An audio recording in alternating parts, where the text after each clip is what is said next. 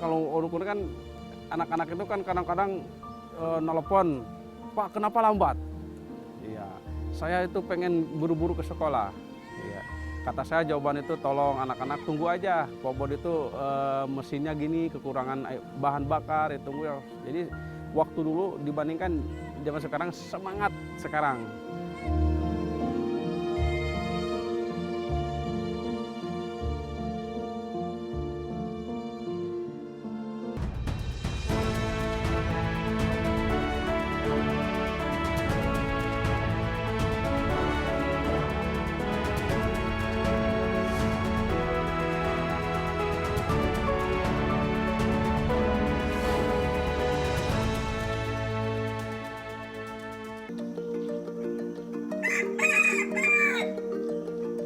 Di Kampung Lingkung Sari, Desa Sumberjaya, Kecamatan Tegal Belet, Kabupaten Sukabumi, Jawa Barat, tinggal seorang guru honorer yang harus menyiapkan kendaraan untuk menuju sekolah.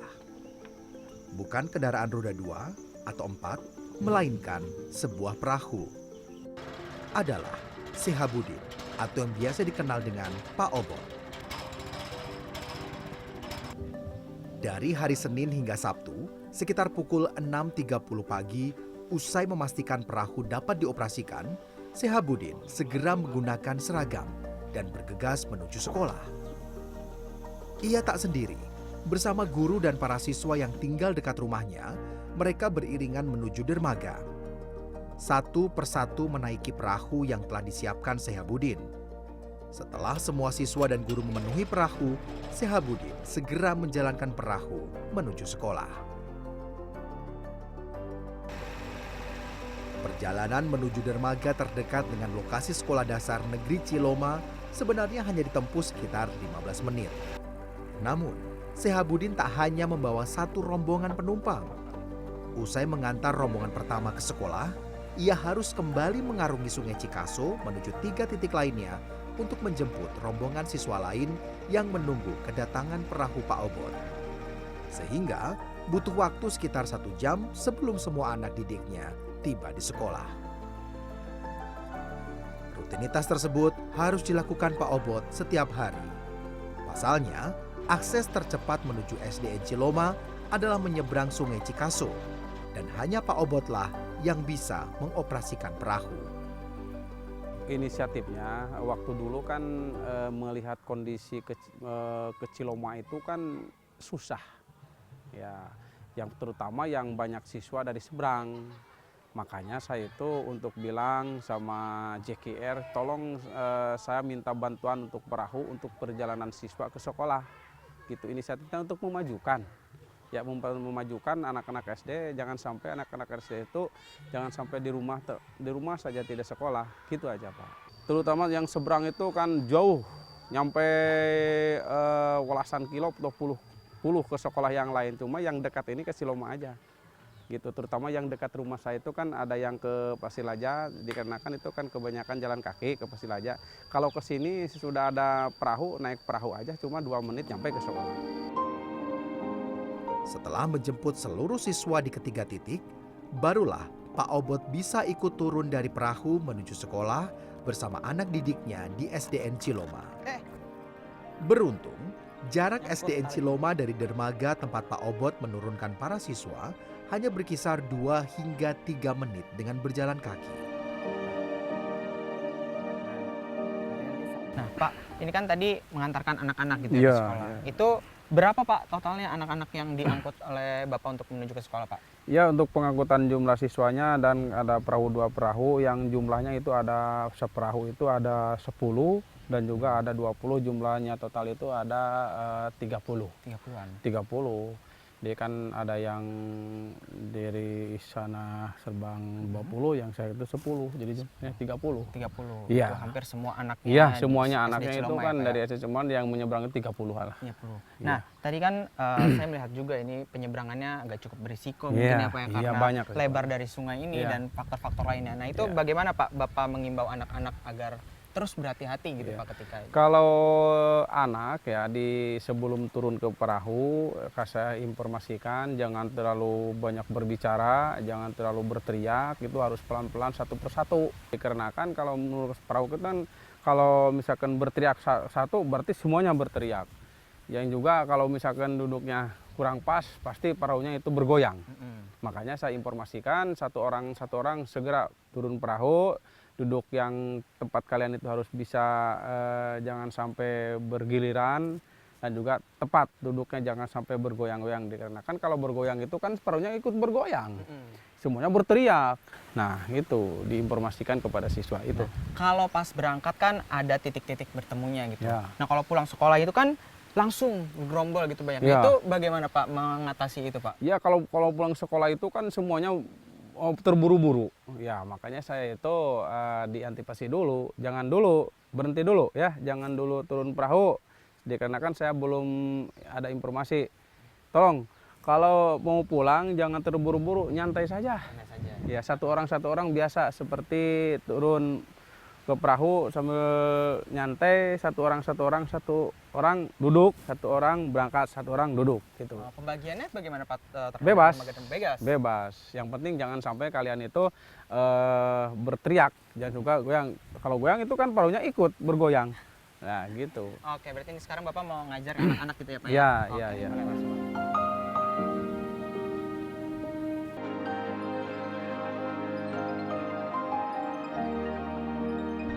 Sampai di atas ya.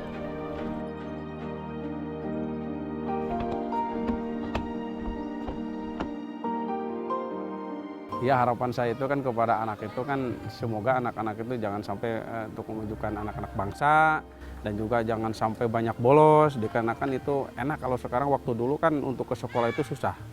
Ya, kalau sekarang itu mudah. Ada jemputan dari sampai pokoknya sampai ujung itu. Yang ada di atas gunung itu kadang-kadang turun untuk menunggu perahu, kadang-kadang itu kan bisa gitu.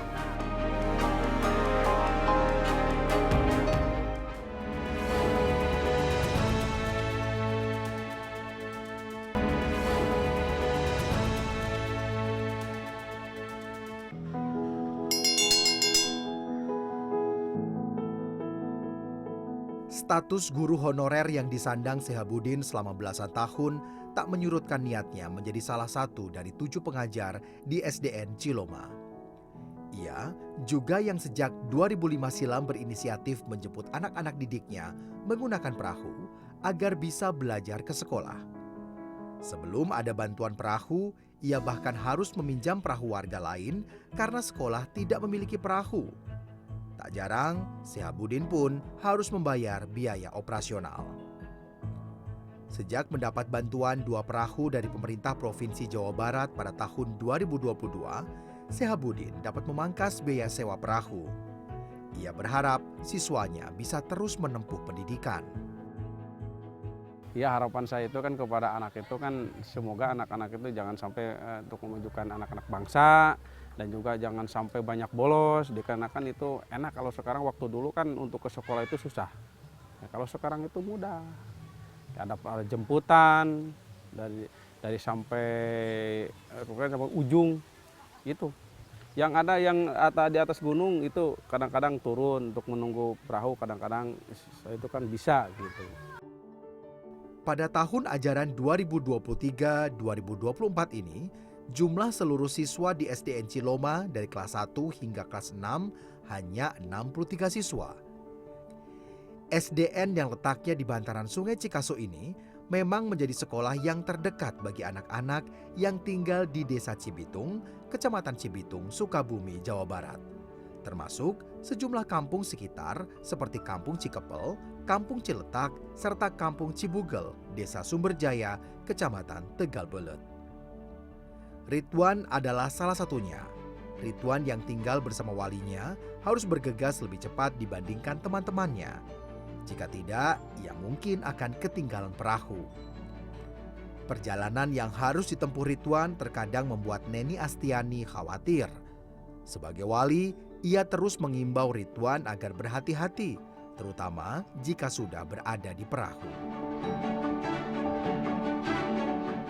Ya, sebenarnya sih sekarang agak mending, nggak jalan kaki seperti dulu, ada perahu. Tapi takutnya kan kalau ada arus, perahu takutnya kebalik gitu. Apalagi ada buaya. di Sungai Cikaso itu ya ada takutnya juga sih. Hati-hati kalau naik perahu, jangan berebut. Kalau ini jalan hati-hati. Jangan main ke sungai, jangan suka mandi di sungai kalau nggak di ini. Sekarang udah diingetin, jangan mandi di sungai lagi karena ada buaya. Perjalanan Ridwan menuju dermaga harus melewati hutan dan rute jalanan yang berbatu. Ia harus berjalan kaki sekitar 2 km dari tempat tinggalnya di Dusun Kadudahung untuk menuju dermaga dan menunggu kedatangan perahu yang akan mengantarnya ke sekolah. Bersama teman-temannya, Ridwan harus mengarungi sungai yang lebarnya mencapai 30 meter itu. Lewatin hutan, lewatin jalan mudun gitu ya. Ya. Karena karena lelah gitu. Beli minum dulu, minum sama teman-teman. Soalnya seru gitu. Sama teman-teman kadang main gitu di jalannya. Sehabudin mengakui bahwa mengarungi Sungai Cikaso untuk menuju sekolah merupakan hal yang berisiko, terlebih jika musim hujan tiba. Meningkatnya ketinggian permukaan air sungai dan arus yang semakin deras membuat kegiatan belajar pun terkadang dihentikan dan harus dilakukan di rumah masing-masing. Cuma yang di SD saya itu cuma 2 orang, ya, cuma 2 orang saja yang bisa membawa perahu. Saya yang pelatih, yang lain tidak bisa. Apalagi kepala sekolah kan di sini kan baru. Apalagi kepala sekolah kalau naik perahu itu banyak ombak, ini gini aja. Takut Pak Obot, aduh. Beruntung kini ada guru lain yang bisa mengoperasikan perahu. Adalah Latif Maulana. Kini Latif pun turut mengambil peran juga sebagai pengantar para siswa SDN Ciloma. Sama halnya dengan Pak Obot yang seringkali tak menerima uang biaya perjalanan. Latif pun melakoni hal sama. Walau begitu, ia tetap berupaya menjalankan perannya setiap hari, yaitu memastikan bahwa perahu yang ditumpangi para siswa bisa terus beroperasi. Caranya dengan merogoh kocek pribadi. Kalau untuk masalah itu gimana ya? Kalau kan anak-anak itu suka ada yang ngasih, kalau misalkan gak punya, saya tidak memaksakan untuk ngasih untuk iuran gitu, beli bahan bakar. Saya gunakan aja misalkan uang saya sendiri gitu ya. Istilahnya apa ya? Kami di sini berjuang untuk mencerdaskan anak-anak bangsa gitu ya. Tanpa harus misalkan memaksakan atau membuat anak tersebut harus minta sama orang tuanya untuk itu, tapi kami tetap berusaha untuk memberikan semangat mereka.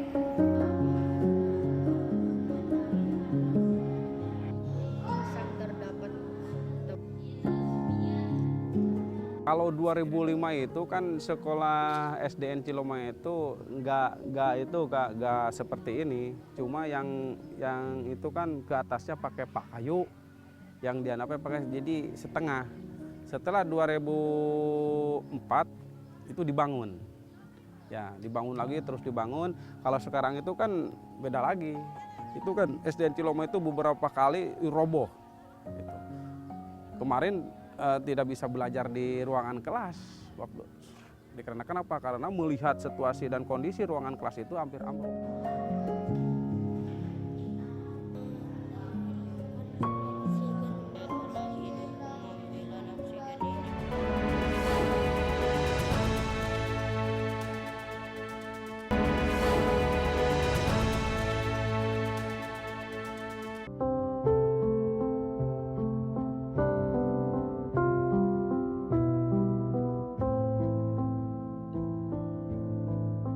17 tahun mengabdi sebagai guru honorer di SDN Ciloma, Sehabudin menjadi saksi bahwa sekolah tempatnya mengajar pernah jauh dari kata layak.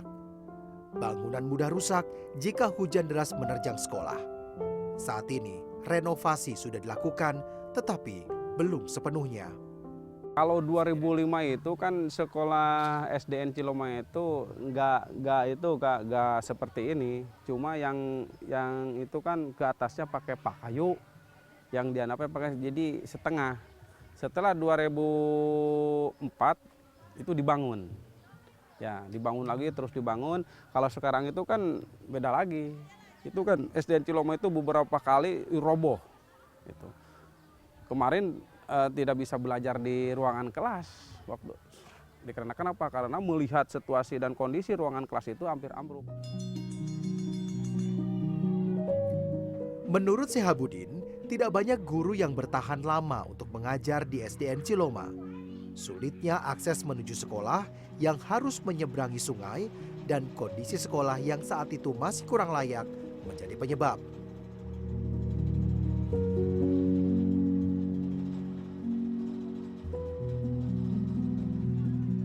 Seperti yang dialami Meli Anwari, guru P3K di SDN Ciloma. Sebagai guru baru mulai tahun ajaran 2023-2024, Meli Anwari mengaku sempat ragu. Namun, cita-citanya menjadi guru membulatkan tekadnya bahwa ia harus bisa mengabdi dan bertahan dimanapun dia ditugaskan.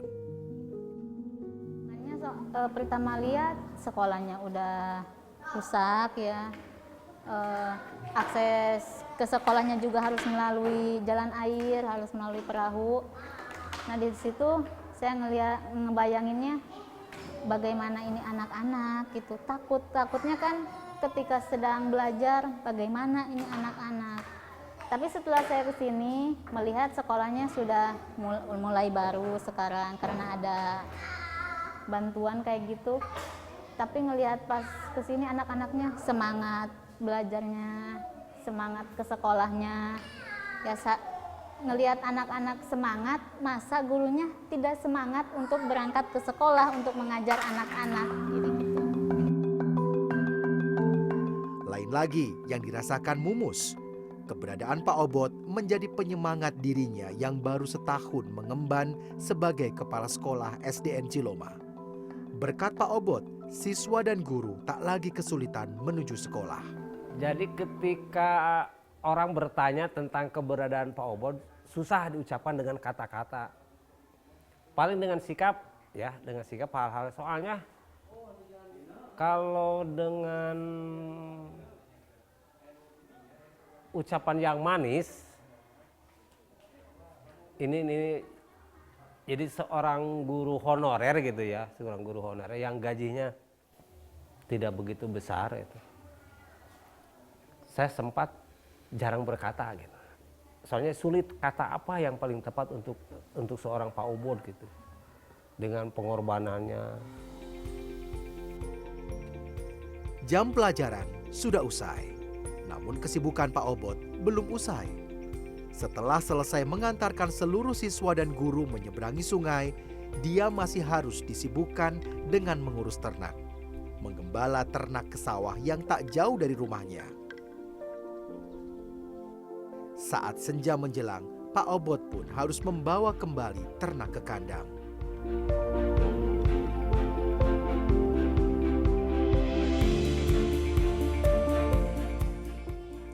Sang istri, Yunita Anggraini menilai suaminya memang tak bisa lepas dari dunia pendidikan. Bahkan saat menggembalakan ternak di sawah, Pak Obot pun sembari memantau aktivitas anak-anak usia dini. Ya, Pak Obot tanpa kenal lelah membantu sang istri yang menjadi pengajar di Lembaga Pendidikan Anak Usia Dini, Kecamatan Tegal Bulet. Melihat Bapak sangat luar biasa lah. Walaupun hanya sebagai honorer, tetap dia bersemangat mengajar dari tahun 2005 sampai sekarang. Ya mungkin saya selama mendampingi dia kadang suka merasa kasihan gitu. Tapi ya mau gimana lagi, demi anak-anak dan lebih untuk memajukan pendidikan yang ada di Indonesia, semangat. Bagi rekan guru dan anak didik, totalitas dan kecintaan Pak Obot akan dunia pendidikan tiada bandingnya.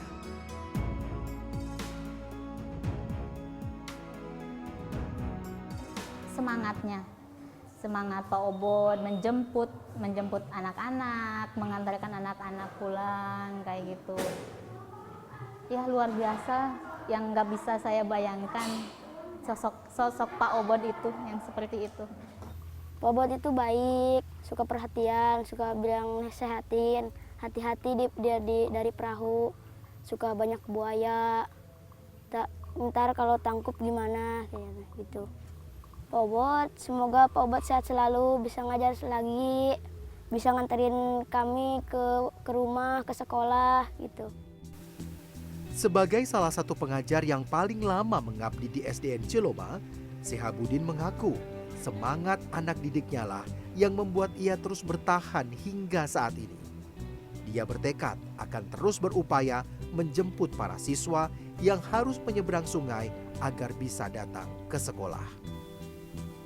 Ya kalau uruk kan anak-anak itu kan kadang-kadang nelpon, Pak kenapa lambat? Iya, saya itu pengen buru-buru ke sekolah. Iya. Kata saya jawaban itu tolong anak-anak tunggu aja. Pak Obot itu mesinnya gini, kekurangan bahan bakar, tunggu ya. Jadi waktu dulu dibandingkan zaman sekarang semangat sekarang. Gitu. Kini yang diharapkan Sehabudin adalah anak didiknya bisa terus mengenyam pendidikan. Ia juga berharap perahu yang saat ini dimilikinya bisa terus berperan dalam mengantarkan anak-anak ke sekolah hingga ke generasi berikutnya, membantu para siswa dalam meraih cita-cita. Untuk memajukan anak-anak bangsa, terutama itu untuk pribadi saya itu kan untuk menjemput anak, untuk itunya kepribadian saya, ikhlas saja itu untuk memajukan terutama SD sini. Nanti kalau misalkan udah ujung-ujungnya udah maju SD ini kan dari sana itu juga bisa ditarik ke sini.